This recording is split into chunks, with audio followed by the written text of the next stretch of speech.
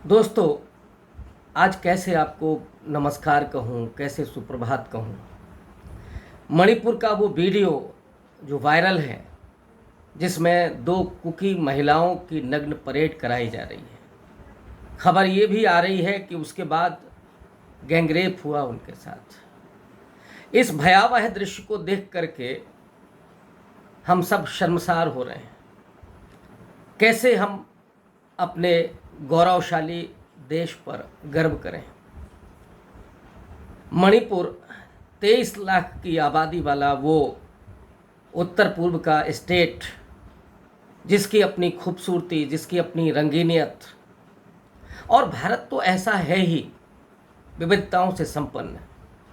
आप याद कीजिए, जब 15 अगस्त और 26 जनवरी की परेड टेलीविज़न पर हम लोग देखते हैं तो वो सुंदर सुंदर झांकियाँ हर प्रदेश की निकलती हैं। वहाँ की संस्कृति, वहाँ की वेशभूषा, वहाँ के पहनावे को, वहाँ के गीतों को हम लोग देखते हैं और बहुत प्रसन्न होते हैं कि ऐसा है हमारा देश। हम उन यूरोप के देशों की तरह नहीं हैं कि जहाँ पर एक ही कल्चर है, एक ही भाषा है। हालांकि हर देश अपने आप में गौरवशाली होता है। जैसे हम अपने देश पर गर्व करते हैं, वैसे ही हर देश के व्यक्ति को अपने देश पर गर्व करने का हक है। लेकिन जब हम इस देश के बाहर जाते हैं तो भारत में जो हो रहा है और जो भारत की अपनी विरासत है, उस पर चर्चा होती है। पिछले दिनों यूरोप और अमेरिका में भारतवंशियों के साथ राहुल गांधी ने चर्चा की, प्रधानमंत्री नरेंद्र मोदी ने बातचीत की, और उस समय जाहिर तौर पर भारतवंशी भी गौरवान्वित थे। हम सब भी उन दृश्यों को देख करके खुश हो रहे थे। पार्टियों की आलोचना प्रत्यालोचना तो ये लोकतंत्र का अपना गुण है, उसका धर्म है, ये होते रहता है। लेकिन हम सब मिलकर के हमेशा अपने देश के प्रति चिंतित होते हैं। उसमें इस तरह के भयावह दृश्य हम लोगों को शर्मसार करते हैं। क्या आपको नहीं लगता कि मणिपुर में जो हो रहा है उसको तत्काल प्रभाव से रोका जाना चाहिए? ताज्जुब इस बात का है कि भारत सरकार, माने नरेंद्र मोदी और उनके जो तमाम सिपह सालार हैं, असम के मुख्यमंत्री, वो तो ऐसा लगता है कि जैसे नॉर्थ ईस्ट के सुपर सीएम हैं, हेमंता बिस्वा शर्मा। भारत के पास एक बड़ी सेना है और अगर सरकार चाहे तो एक दिन में ही उस हिंसा को काबू किया जा सकता है।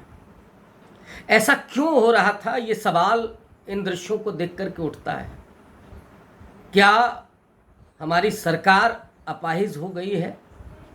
क्या हमारी सेना के पास वो अधिकार नहीं है?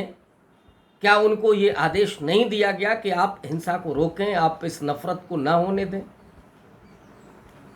इसका मतलब है कि सरकार को कोई चिंता नहीं है। क्या नरेंद्र मोदी को नहीं लगता? वे शायद इसमें भी अपनी राजनीति देख रहे हैं। कुकी और मैतेई समुदाय के बीच जितना वैमनस्य होगा, जितना विभाजन होगा, उससे भारतीय जनता पार्टी को फायदा हो सकता है, लेकिन देश को नुकसान होगा, समाज को नुकसान होगा, भारतीयता को नुकसान होगा। और ये पार्टी तो राष्ट्रवादी होने का सबसे ताकतवर तरीके से ऊंची आवाज़ में, बड़े अल्फाजों में दावा करती थी। लेकिन क्या इनका राष्ट्रवाद केवल हिंदी हार्टलैंड तक सीमित है, और उसमें भी एक धर्म तक सीमित है, और उसमें भी कुछ जातियों तक सीमित है, और उन जातियों में भी क्या वो केवल पुरुषों तक सीमित है? सवाल इस बात का है। और अगर चिंता नहीं है तो इससे ज़्यादा विडंबनापूर्ण बात इस देश के लिए नहीं हो सकती। किसी भी कीमत पर इस हिंसा को रोका जाना चाहिए। आज भारत को जोड़ने की बात राहुल गांधी कर रहे हैं, और इस देश का प्रत्येक नागरिक, प्रत्येक व्यक्ति अपने देश को जोड़ने के लिए कवायद करना चाहिए। कौन चाहेगा कि हमारे देश में कहीं पे गुर्बत हो, कहीं पे हिंसा हो, कहीं पे इस तरह के बलात्कार हो? ये कोई नहीं चाहता। लेकिन बावजूद इसके इस तरह की अगर परिस्थितियां हैं तो उनको कैसे रोका जाए, इसकी चिंता हम सबको होनी चाहिए। और हम ये अपील करते हैं, हम सबकी ये सामूहिक आवाज़ क्या प्रधानमंत्री के बहरे हो चुके कानों तक नहीं पहुंच सकती?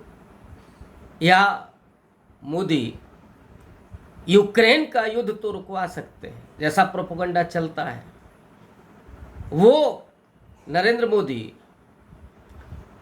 जो अमेरिका में जाकर के तमाम दावे करते हैं, विश्वगुरु बनने का ख्वाब लोगों को दिखा रहे हैं, लेकिन ऐसी तस्वीरें क्या इस भारत देश के लिए, इस विश्वगुरु के उस पूरे प्रोपेगेंडा के लिए क्या ठीक है? मुझे याद आता है वो वक्त जो मैंने पढ़ा है और कुछ देखा भी है, कुछ सुना भी है, कि भारत जब गरीब था तो भी उसकी एक इज्जत थी, एक सम्मान था। चाहे उस गरीब भारत के प्रधानमंत्री नेहरू हों, जब वो जाते थे अमेरिका, यूरोप, तब भी उनका उसी तरह से सम्मान होता था। आज भारत दुनिया की 5वीं सबसे बड़ी आर्थिक ताकत है। भारत के प्रधानमंत्री का, भारत के और विपक्ष के नेता का सम्मान होता है।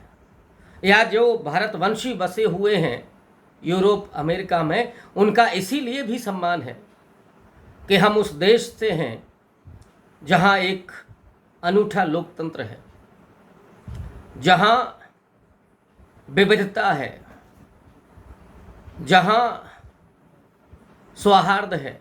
क्योंकि इतनी विविधता तभी हो सकती है जब आपस में मेल जोल हो, सौहार्द हो विभिन्न संप्रदायों के बीच में।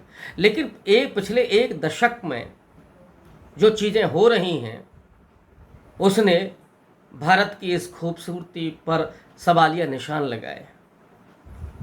अमेरिका और यूरोप में इस बात की आलोचना हो रही है। आप याद कीजिए कि मणिपुर को लेकर के यूरोप की संसद में बहस हुई और वहीं फ्रांस में प्रधानमंत्री मोदी मौजूद थे, वो आज तक मणिपुर का मां नहीं बोल सके। क्या इन तस्वीरों के बाद भी प्रधानमंत्री मोदी खामोश रहेंगे?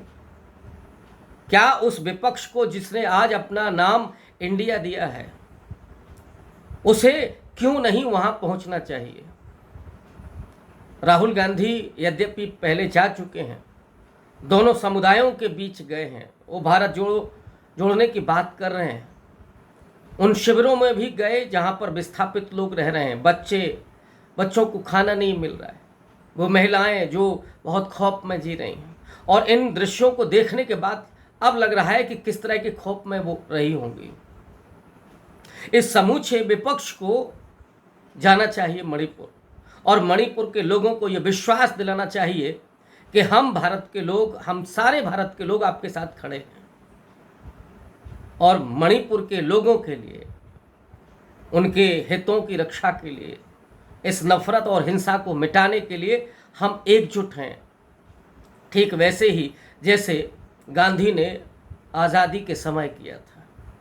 हालांकि गांधी सदियों में सिर्फ कोई एक होता है, लेकिन आज ऐसे ही तमाम लोगों की ज़रूरत है जो जाएं और मणिपुर के उस अशांति को, उस हिंसा को, उस नफरत को दूर करने में अपना योगदान करें। लेकिन ये भी सुनने में आया है कि वहाँ पर एक फैक्ट फाइंडिंग कमेटी गई थी जिसको गिरफ्तार कर लिया गया।